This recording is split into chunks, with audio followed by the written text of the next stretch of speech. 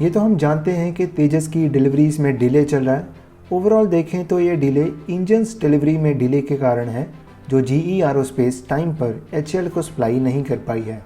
पर अगर हम फर्स्ट यूनिट की डिलीवरी को देखें तो उसका कारण HAL की तरफ से रडार इंटीग्रेशन और कुछ सॉफ्टवेयर रिलेटेड चेंजेस के कारण है, जिसके कारण IAF को अभी तक पहला LCA Mark 1A डिलीवर नहीं हुआ है।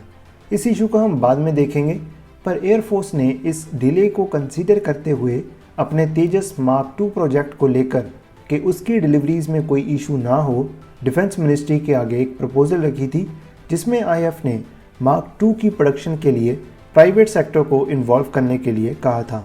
पर डिफेंस मिनिस्ट्री ने इस प्रपोजल को एक्सेप्ट नहीं किया है और कहा है कि एक separate private production line add करने से एक तो ओवरऑल कॉस्ट एफिशिएंसी कम होगी और दूसरा जो भी प्रोडक्शन लाइंस अवेलेबल हैं वो अपने फुल पोटेंशियल पर ऑपरेट नहीं कर पाएंगी। और भी कई इश्यूज़ हैं जिसके कारण सेम एयरक्राफ्ट के लिए दो प्रोडक्शन लाइंस मतलब दो कंपनीज़ की इन्वॉल्वमेंट आइडियल नहीं है। सो MOD ने कहा है कि HAL ही Mark 2 का सोल और प्राइमरी मैन्युफैक्चरर होगा। HAL के पास Mk1A की 83 यूनिट्स का ऑर्डर पेंडिंग है और इसके बाद एडिशनल 97 यूनिट्स भी पाइपलाइन में है और बहुत जल्द उसका भी कॉन्ट्रैक्ट HAL को मिलने वाला है। इन 97 यूनिट्स की वजह से Mark 1A की प्रोडक्शन लाइन 2031-2032 तक ऑपरेशनल रहने वाली है, क्योंकि 83 यूनिट्स के ऑर्डर को HAL के 2028 तक कंप्लीट करने के प्लान्स हैं। इसके बाद 97 यूनिट्स की डिलीवरी 2032 तक, अगर HAL अपनी 24 एयरक्राफ्ट्स पर ईयर डिलीवर करने की कमिटमेंट के अकॉर्डिंग चलता है। और क्योंकि तेजस Mark 1A की प्रोडक्शन 2032 तक चलने वाली है, तो Mark 2 की प्रोडक्शन के लिए HAL फेस्ड ट्रांजिशन प्लान के अकॉर्डिंग चलेगी, ताकि Mk2 की प्रोडक्शन भी साथ में चलती रहे और Mark 1A की प्रोडक्शन पर भी इफेक्ट ना पड़े। HAL की LCA प्रोडक्शन लाइंस की बात करें तो दो लाइंस बेंगलोर में है और तीसरी नासिक में, जिसका सेटअप अभी इन प्रोग्रेस है, जो 2025-26 से ऑपरेशनल होगी। HAL के प्लान्स हैं कि 2028 तक 83 यूनिट्स कंप्लीट करने के बाद 2029 से नासिक वाली फैसिलिटी को Mark 2 की प्रोडक्शन के लिए कन्वर्ट किया जाएगा, मतलब वो Mark 2 के लिए एक डेडिकेटेड प्रोडक्शन लाइन बन जाएगी ना। उस टाइम तक Mk2 प्रोडक्शन के लिए भी रेडी हो जाएगा, क्योंकि अभी तो उसके प्रोटोटाइप ट्रायल स्टार्ट होने हैं जो मार्च 2026 तक शुरू होंगे और 2 से 3 साल के ट्रायल्स और इवैल्यूएशन प्रोसेस के बाद ही तेजस Mark 2 प्रोडक्शन के लिए तैयार होगा।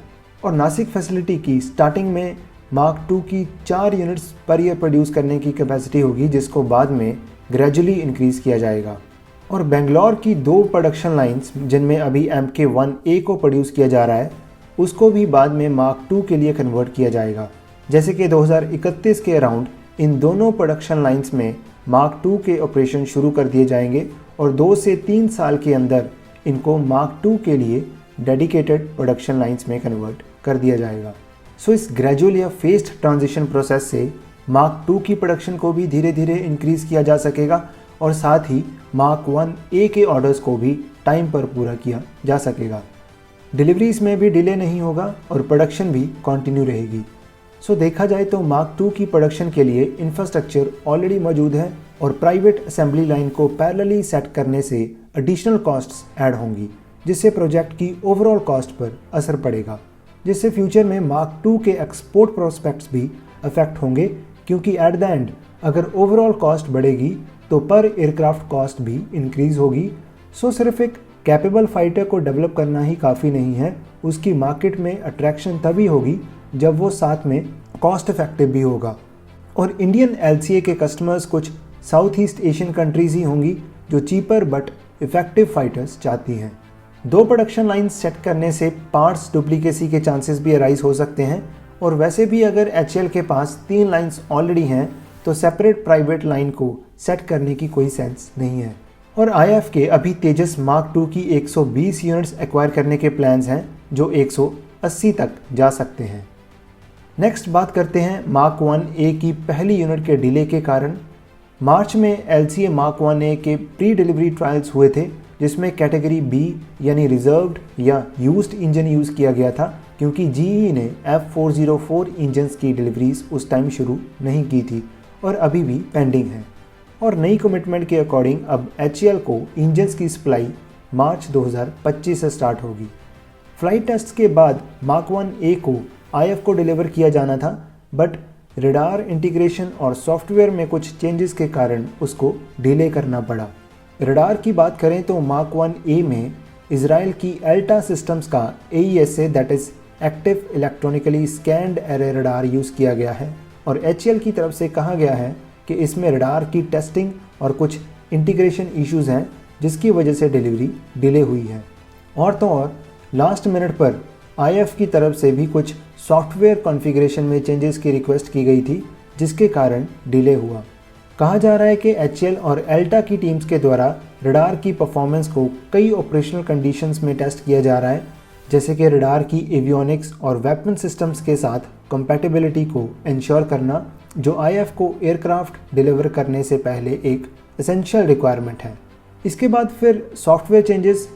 ओरिजिनली ये सॉफ्टवेयर चेंजेस फ्यूचर बैचेस के लिए थे, बट लास्ट मोमेंट पर IF ने इस बैच के लिए भी HAL को इन चेंजेस के लिए रिक्वेस्ट करी। इन चेंजेस से एयरक्राफ्ट के इलेक्ट्रॉनिक वॉरफेयर और मिशन प्लानिंग फंक्शंस में एनहेंसमेंट होगी, जिससे ऑपरेशनल कैपेबिलिटीज़ इंप्रूव होंगी। देखा जाए तो डिले का इशू काफ़ी क्रिटिकल है, पर दूसरी ओर ये परफॉर्मेंस और सेफ्टी के हिसाब से ठीक भी है, क्योंकि अगर कुछ एडिशनल रिक्वायर्ड टेस्टिंग और 100% कंफर्मेशन के बिना एयरक्राफ्ट डिलीवर किया जाता है तो बाद में कुछ टेक्निकल इश्यूज भी अराइज हो सकते हैं, और अगर कुछ प्रॉब्लम्स मिड फ्लाइट अराइज होती हैं तो सेफ्टी कंसर्न्स भी अराइज होंगे, जो ना सिर्फ डोमेस्टिक बट फॉरेन अटेंशन भी अट्रैक्ट करेंगे, जिससे LCA के एक्सपोर्ट प्रॉस्पेक्ट्स पर भी इफेक्ट पड़ सकता है। सो कुछ टाइम के डिले को तो एक्सेप्ट किया जा सकता है, पर क्वालिटी या परफॉर्मेंस में कमी उसको एक्सेप्ट करना बहुत मुश्किल होगा।